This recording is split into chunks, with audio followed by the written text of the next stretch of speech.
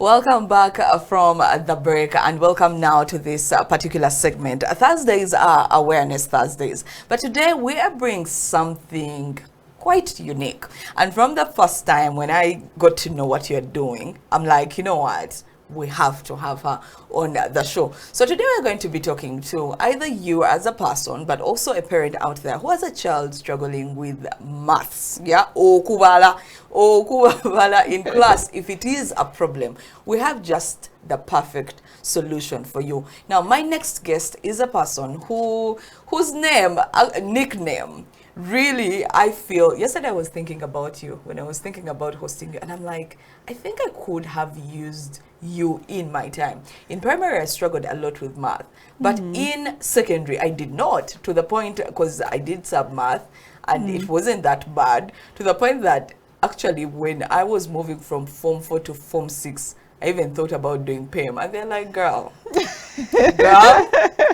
you realize there are credits here. If there were distinctions, probably, but these are but because I loved the subject so much, I was like, probably I need to go there. It does not work like that. So today I have Captain Math with me.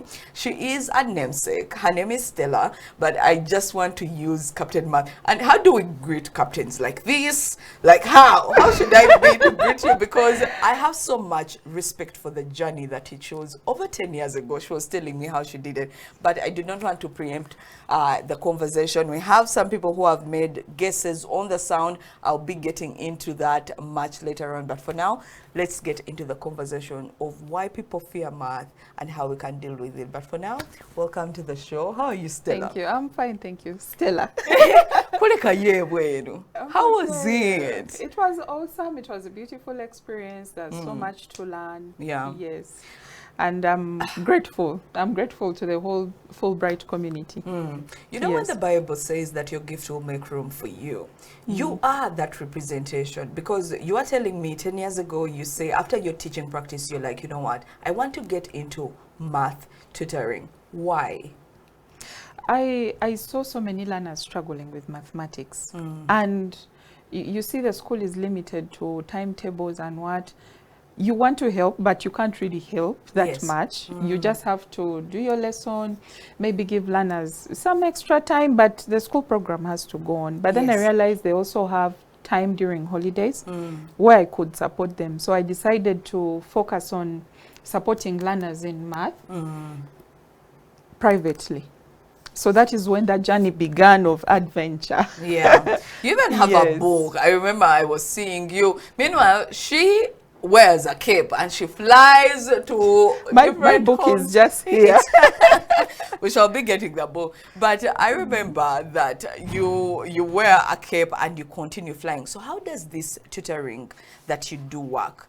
Do you go to people's homes or do they come to you? Okay, we keep on evolving. Okay.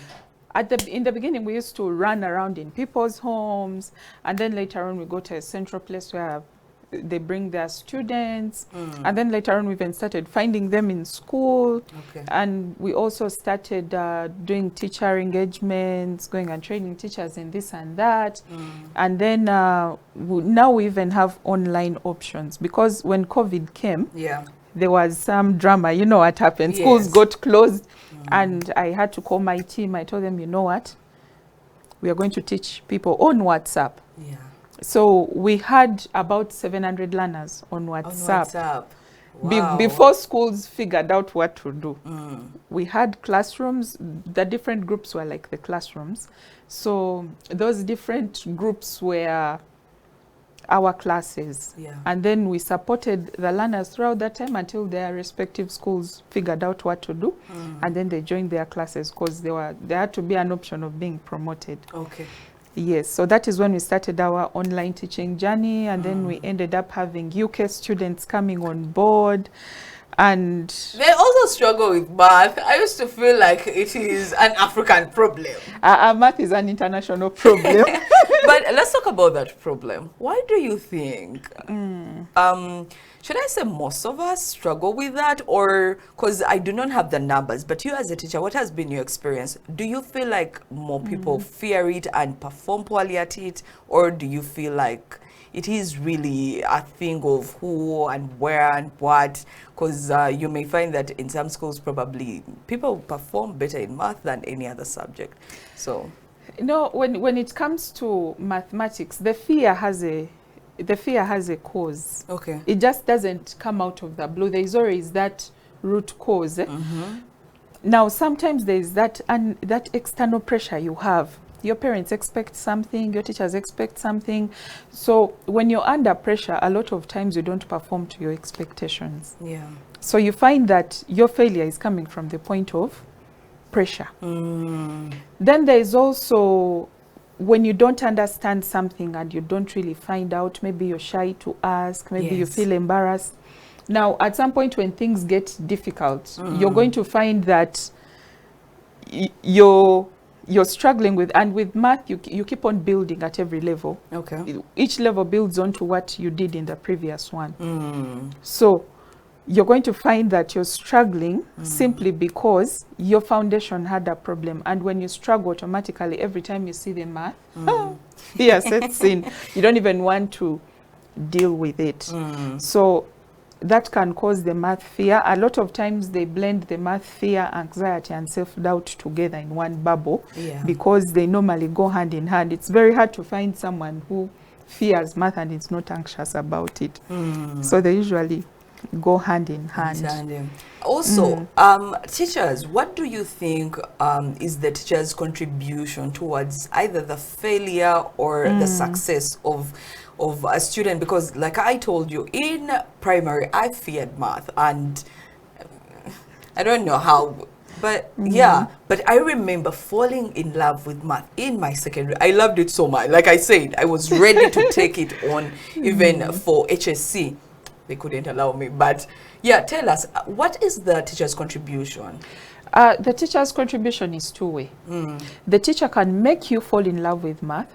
The teacher it can be a disaster, because one of the things that also makes us fear math is the experiences we go through. Teachers also contribute to these experiences. So sometimes you just don't understand what the teacher is saying because of the accent. And you're lost totally. Right. Sometimes you just have a bad relationship with a teacher. If you don't like the teacher, you're not going to like what they're teaching you. Right. Your brain is just going to be like, look at her there. You know? You're not going to really focus on what they're teaching. Sometimes, but I'm happy we are moving away from that as Ugandan.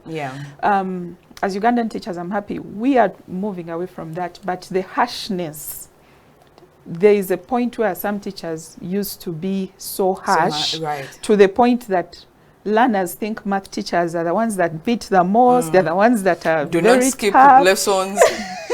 It could be raining. Lessons.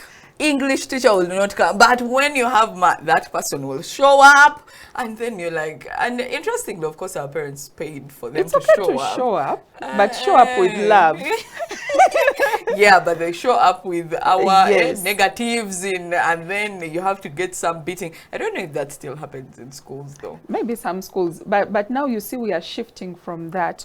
We are now looking more into inspiring learners, building their confidence. Now if you find a very exciting teacher who makes you fall in love with math, you're not going to fail. You're going to want to do math at HSC and they tell you, wait, no. No. First pause a bit. Stella, just because. You know, because you're so interested, the teacher has made you love it. So the teacher thing is two-way. But those experiences we go through, even the people before us spoil it. You know, there are people who come and tell you, you're in so-and-so's class, you're doomed. Right. And then they tell you, math, you wait and see. You are finished. So before you even start, your brain has already registered finished. Yeah, this is done. It's going to be a long road from here. There is no way you're going to not fear math as long as someone has already given you a heads up on what to expect. Also, I wanted to find out from you, do you think all of us, all the students, let me not say all of us, but all the students can actually pass math? Or are there cases where you're like, that student, there is nothing? Have you ever tutored any student and you go to a place of, you know what, I know I am Captain Math, but even I can fail at this sometimes. This child or this group of people do not seem to get it. I'm saying this with confidence. I believe everyone has the ability to do math. There is nothing like the math brain. Everyone has the brain to do math. Because now, if you put your mind onto doing something, you do it, right? Yes. I'm going to give an example. When these kids are given bicycles, don't they fall so many times, but then still learn how to ride it? Yeah. So it's the same thing. Math, you can learn math the same way. You can fail it many times. Yeah. But as long as you're consistent, you'll eventually get it. So I believe everyone has the ability to do math. Right. You just need to be in the right environment and do the things you're supposed to do, and you'll be able to, and have the right attitude. Attitude is very important in this equation. Key. I know. The other day I was saying that I hiked once. I hiked a mountain, and what I learned when I was hiking was how this played key. Before my body gave out, I can tell you my mind gave out Your first. mind gave yeah, out. I was like, why did I do this to myself? So when you say that the mind is important, I'm taken back to that moment, because I remember being so tired just by the negative talk that I was telling myself. But to talk about environment, and that is what I want to ask you about. You have created the environment. First of all, you tell us which environment you have created, but also it is only but on WhatsApp, on this kind of community. How about if your students have to go back into their other environment, into school, because this is just a side environment you have, community you have created for them. What happens when they have to go back to school now, and how do they get that experience affect whatever the environment is back in school or at home? When it comes to the environment can be, and a learning environment is that place where learning is supported. Okay. So at home, I'll give a scenario. You allow your child have private learning space. If you live in a small house, they can still have private learning space. You don't make noise for them during that time they are learning. At school, I don't expect their noise. I don't expect noise at school when kids are learning. There are very basic things you can do to create a good learning environment. Okay. If you can, provide textbooks. Okay. If you can't provide textbooks, at least you know someone who has textbooks and can share. Right. That is being in the right learning environment, a place where learning is supported. Not this place whereby you can't even sit down for 5 minutes and do something serious with yourself. Yeah. So I believe most of the schools have the right learning environments, but the homes, someone is trying to concentrate here, so, and another one is watching Jim Jam or whatever they are watching. Yeah. Okay. And then there's cooking Cartoons, going on with saucepans hitting them. Saucepans, you know. Even if you live in a small house, you can create a conducive learning environment whereby even if it's 1 hour a day that your child has to themselves to do something serious, they should be able to fully concentrate without distractions. Okay. Yes. Though there are situations where you can't avoid distractions, especially for people living in the middle of the city, I mean. Then the other issue that I'm looking at is, first of all, which ages do you look at in your tutoring? Do you have specific ages, or do you go all the way to the university? It's basically the elementary age and the secondary age. Okay. Yes, but so I've had a few students in first and second year university, not here in Uganda, but in Canada. Okay. I've interacted with students online who are struggling with calculus because they didn't do mathematics at A level, so they chose something they thought was completely arts, and then they reached their boom, calculus, and they're doing a business course. So that is one thing I also keep encouraging learners to do. Math is something that will always catch up with you no matter where you go. Yeah, and you know we hear that a lot. So let me ask you, as a journalist, where has math caught up with me? Do you go shopping? Yeah. Do you budget? Yeah. Thank you. Do you make decisions which one is a better thing to buy than the other? Thank you. That's math. That's math. Interesting. I didn't think you're going to flip it on me that fast. So we are still here with Captain Math, and allow me call you that. I know. Captain Miss Math. Hey, oh, yeah, okay. Captain Math is another one. Okay, Captain Miss Math. Now, I wanted to ask you, because you also said that sometimes the teachers that we have, I remember back in school, all the schools I went to, from primary all the way to the university, the ones to do with literature, English things, they're always pretty, I don't know if you remember, they were always pretty. And we always passed. So I know this is like really a very, let me say, a low, below the belt kind of question. But let me ask, do you think looks at any one point have any contribution to what the child will perceive in class? I would not say looks, I would say smartness. Okay. Presentation is key. Okay. But I think it is a basic human thing for us to be presentable. Okay.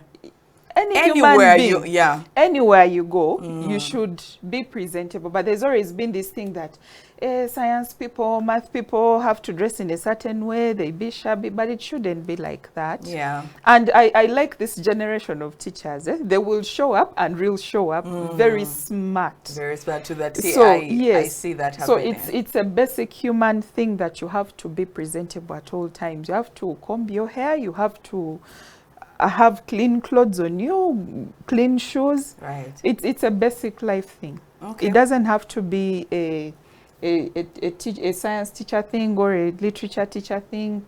Yeah. And I got confused to be a literature student at Makerere. Because some people will be like, but I never see you in English and literature lectures. I tell them, no, I do math. I'm doing Bachelor of Science with Education. And they are so shocked. They're like, what? You don't seem to be. I ask them, what are the characteristics? Who qualifies and who doesn't qualify? Shabby is the first one.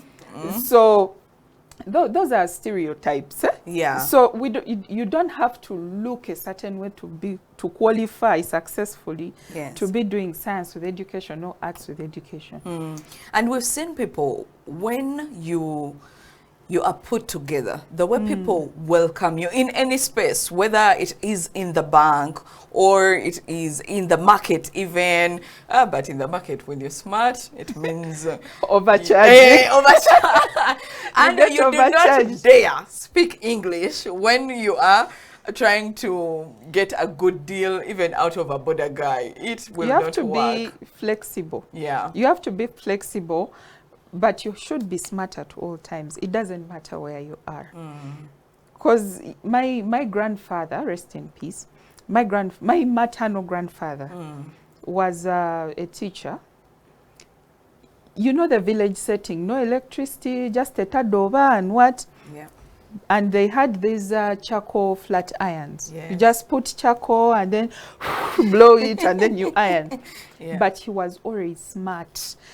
There was no tarmac, it was always dust. Yeah. But he had clean shoes, he had clean slippers, ironed trousers, ironed shirt. He was always smart.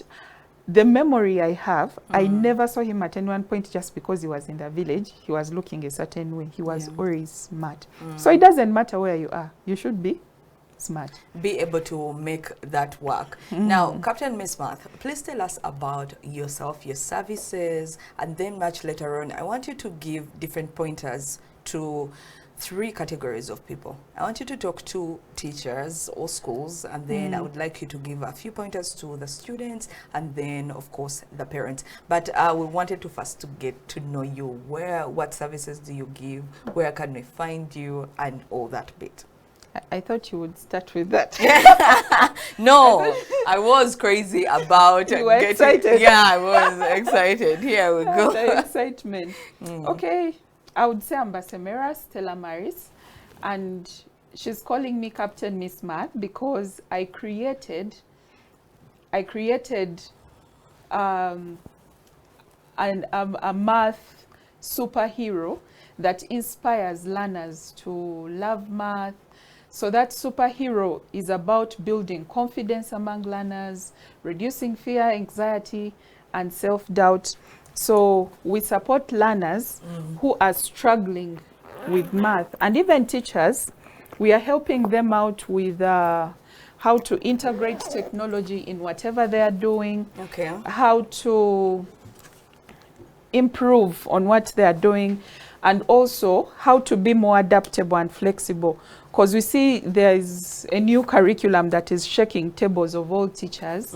So you're going to find that these teachers need to, a lot of them need to be trained to receive change with a more positive mindset. Right. Yes, so I would say greetings to Victoria's Education Services. Okay. Because we have worked with their teachers, the whole of last year we're working with their teachers, and they were a very, very good place to work. Okay. The teachers were very cooperative, and I don't know. It's not an advert, but that's what I saw. Yeah. It's a very good environment for the teachers and the students. Okay. Yeah. Then here comes the book, and I like that you talk about you assisting, because you're only one, and there are a zillion students out there. So I like how you are empowering other teachers so that they can be able to create that dream that you have. So we have the book here with us, The Rise of Captain Miss Math. And I like how we get to fill in some of these things, and there's a different thing. They say, how can you use the break it down trick to solve problems step by step? So there's reflection, questions, there are stories to it, the next step in the journey, they take you through, and then now you have to go down and answer those questions. Tell us about the book. So this is an idea I had for so long. Actually, the original idea was different. Okay. It was supposed to be specifically math topics, but then I reflected upon what I do. Every time I meet a student for the first time, I want to understand what is the root cause of that math problem you have. Right. Because some people come, my child is failing math, their child is failing math, but then the actual cause of that failure, you don't know it. Right. So I go deep and find out what exactly could be wrong. Then I realized a lot of times learners fail because of the mindset. Yeah. It is the confidence that is lacking. And when you look so deeply, we do a lot of training on pedagogy. Pedagogy is basically how you teach. We do a lot of training on pedagogy, the actual content. But when it comes to building confidence of the learner, when it comes to the emotional part of the math learner, we leave it behind a lot of times. We expect you to just show up and be resilient. Yes. But these are children we are looking at. So I sat down, I said, no, before I take these children to fractions, before I take them to calculus, before I take them to algebra, they need to first be in the right state of mind. So I had that idea lingering around my mind for years, trying to look, I kept looking for the missing piece, because I kept thinking there's a missing piece. Then I got a chance to go for the Trevor Noah Foundation Fellowship. Okay. It's called the Education Changemakers in Nairobi. I stayed at Kenyatta University for a month, and we're basically looking at educational problems in Africa and how to fix them. So we had a design thinking challenge whereby we're supposed to come up with an educational solutions which you can even apply tomorrow. Should you win. So I'm like, okay, I didn't come thinking I would do this. And then I tried to Google in my mind. I'm like, what can I do? And then I remembered there's something that has been lingering in my mind for a long time. I said, let me pitch this and see what happens. You know, when I used to see you post it, I had no idea that the book would be this. I like that it goes deeper, like you seek what is within before you can bring what is without with your students. So that is something quite impressive. Well done, and congratulations on that. So thank you. What words do you have for a parent who is watching you right now, who thinks, you know what, we have thrown everything to this child, math just ain't cracking? Now, first of all, self-belief is very important. Okay. Self-belief and encouragement. Encourage that child. Even if deep down in your heart you know you don't have that much hope, just tell them, I believe in you. You have no idea what those words can do to the mind of the child, because the whole point is starting with a positive mindset. Yeah. As long as you're positive about something, you can always push that child to resilient heights you don't even know. Secondly, allow the child to make mistakes. Don't make mistakes look like, even you did mistakes. Yes. Why are you making it look like you are Miss Perfect or Mr. Perfect? So as long as you are a parent, embrace those mistakes. Just don't allow them to become lazy because, yeah, whatever, it's mistakes. Just show them how to learn from those mistakes, and it's okay to make mistakes. Because I always say, math allows, mistakes allow thinking to happen. Interesting. Okay. Yes, mistakes allow thinking to happen. When you make a mistake, you're going to try to fix it. Yeah. If you came in today and maybe your shoe broke, you're going to say, okay, maybe next time I need to come with an extra pair. Yes. So that is learning from the mistake of moving with only one pair of shoes. Yes. And then maybe you're thinking a nail cutter is for chopping nails only. And then maybe you also have a shoe mishap. And then you realize that nail cutter can just cut off the extra strands and then make it look similar to the other shoe, and then you fix the problem. So a mistake has happened, but it has allowed thinking to take place. Yeah. So embrace mistakes. Let them struggle a bit. It's called productive struggle. Do you know what I was thinking about? When you say allow thinking happen, of course, even reflecting back on your book, that it gives this person a chance to think for themselves after they have read the story. Now you're trying to help them break down what they have understood from that. It reminds me of my niece. So she is good at math, but she's still young. So there's a day, because she was so good, I was giving her big numbers, and I was trying to break it down to her, to my thinking, how she can easily understand it. So I was, and we were carrying back numbers. So when you carry a number from here, let's say it has 18, and you write 8 here, and then you carry 1 here. So I was trying to teach her my thinking. Your way. Yes, not breaking down. So, wow. So even as a parent, I hope you learn that even as you're helping maybe with the homework, allow them first get to understand their thinking, allow them to make the mistakes so that they can think their way out of it. Struggle a little bit, and then... It's called productive struggle. There's what we call a learning pit. When you see the problem, you're like, I can't do this, or maybe I'm scared. And then when you start trying it, you realize things are not going as planned, and then you go in that pit. Yeah. That pit is where you're like, I give up. We have to go, but social media, are you on social media? How do people find you and get in touch? You can just search my name, Basemera Stella Maris. Okay, well, Yes. you have a So website. LinkedIn, you can go on LinkedIn, search my name. You can go on X, search my name. You can go Facebook, search my name. On TikTok, I'm Captain Miss Math. Yes. Okay, so as we close, we had a few people who guessed the sound, and allow me read through very fast. There's a praise God. It's a sound that indicates that an unexplained noisy activity is taking place. Esther Nabatanzi, no, that is not the sound. It is quite defined. And then Mimi Boyogerere, and the sound is of a parent literally having a conversation with children. Good morning, the same number is registered. No, no, no, no, no, it isn't. That is not the parent having a conversation with a child. So tomorrow the money will be at 190,000 Ugandan shillings. We hope you've had a thing or two to learn from Stella Basemera this morning, Captain Miss Math. But for any other questions, you can always send us through a message, and we'll help you get in touch with her. For now, we have to say goodbye, and see you tomorrow. Take care and be kind.